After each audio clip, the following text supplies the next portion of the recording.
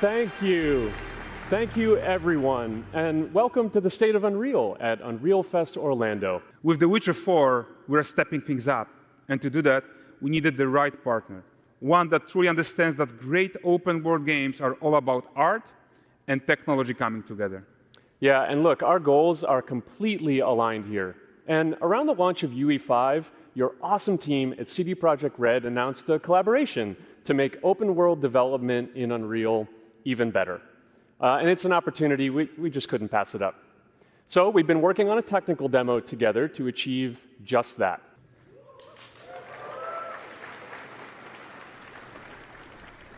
This is a technological showcase set in the world of The Witcher 4. What you just saw and are going to see now is running on a standard PlayStation 5 at 60 FPS with ray tracing.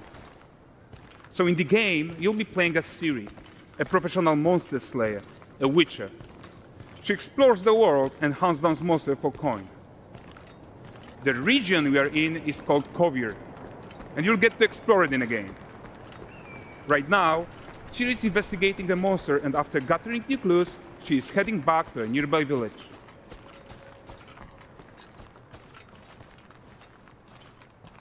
All right, everyone, meet Kelpie. Let weeds be weeds, Kelpie. So just like Geralt had Roach, Ciri has her own loyal companion. We return to town. These two characters need to feel like one. Since you're gonna explore the world on horseback, riding needs to feel seamless, natural, and just fun. Yeah, and to support that, we're introducing multi-character motion matching in Unreal. So Ciri and Kelpie, they're perfectly synchronized when mounting from any angle and speed. And we also support root motion movement on Kelpie, so controlling her feels realistic and grounded. And there are also some really nice improvements to our Unreal Chaos Flesh Solver and these machine-learned deformations. So you've got realistic muscles moving and stretching under Kelpie's skin without compromising the performance there.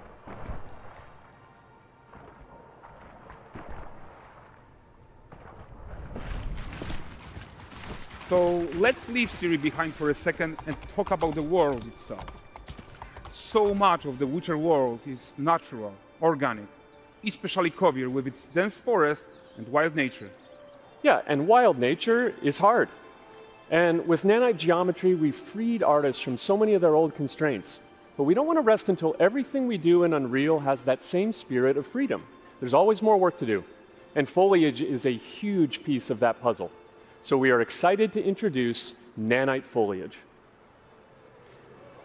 And in order to achieve gorgeous foliage density everywhere, while still being memory efficient, fast to render, we believe that a new idea was needed. So instead of the same card approach we've been using for the past 20 years, artists should be free to take a nanite approach to foliage, modeling every single leaf and pine needle.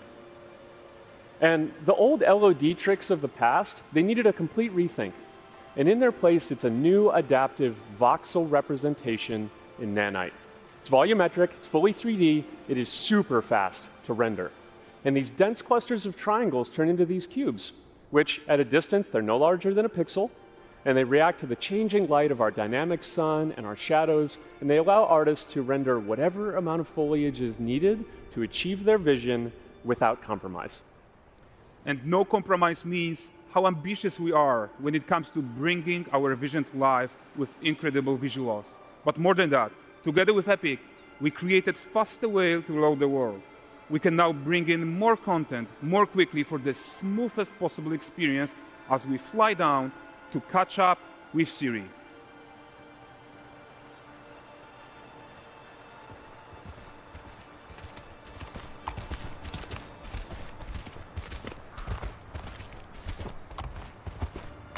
Welcome to Valdrest. So Valdrest is a port town, a hub for fishing, trade, and mining. It's one of those places where you can meet shady characters or overhear gossip from other lands. It's also where Ciri took on her current contract. High-tech, let's leave Kelpie here and explore the marketplace and food. I'm so excited we can finally show you some of this stuff. Let's see what Valdrest has to offer. bugger. Not her again. Not even at the land Exeter Fair! Now, 9 gazes while I present him with a fish. For the furry rascal will often wait, and the fair's weight grants good fortune. For this feat, I am indebted to your generosity. Pardon. Guys, notice how responsive the world is. Character actions directly affect what happens around you, sometimes even setting off chain reactions. Everything is working together.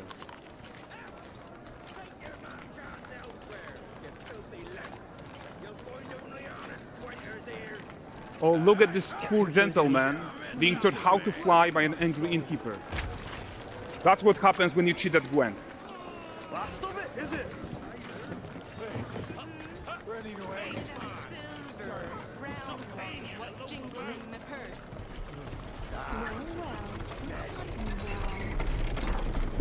Okay, so this is the guy who gave the series quest his own. Like you probably suspect, he has his own agenda in all of this. You off your tits again, Wilfred. Get your ass up.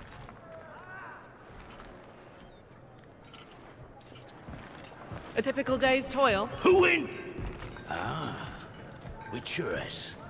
What news of my wagons? No eternity is taking that damn salt to arrive. I found them. And, well, suffice to say, they'll not reach you. As for the salt, I found not one speck. I presume this comes as no surprise to you. Now.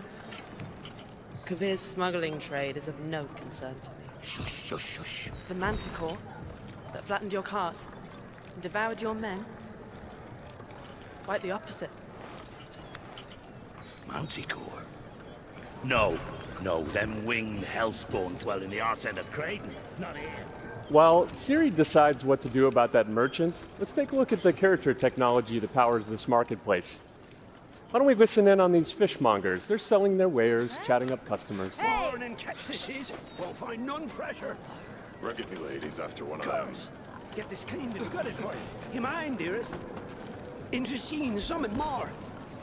Got mackerel cod, all Braxton's finest. And there is tons of tech at play here, even in this simple market stall. Metahuman tools, improved Unreal smart objects, chaos cloth, and more. Yeah, and all of this exists to make sure that the gap in quality between Siri and NPCs is as small as possible. Yeah, and closing that gap, it's not just about fidelity, right, but also authenticity.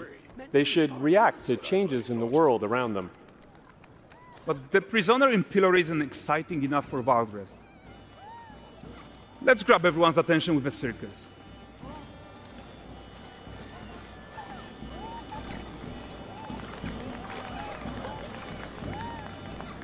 But the great performance deserves a huge crowd though. Let's crank it up.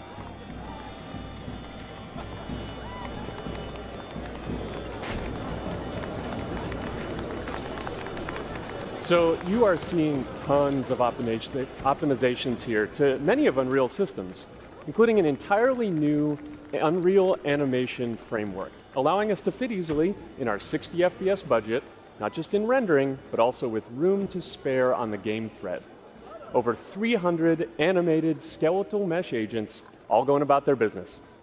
And the whole point is to leave breathing room for developers like you to introduce the gameplay and the systems that your players expect, empowering you to make your worlds come to life without Unreal standing in your way.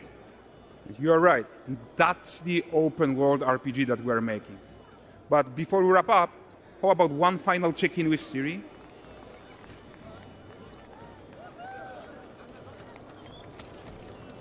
We are making this game to be the most immersive and ambitious open world Witcher game ever.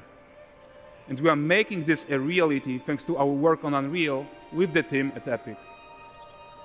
I think what we are doing together is going to bring in a new generation of open world RPGs, and I'm so proud of what we accomplished so far.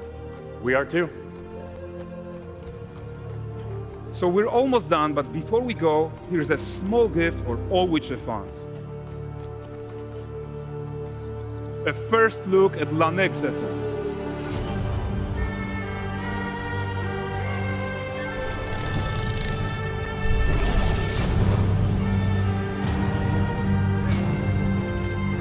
Onward, Kelby.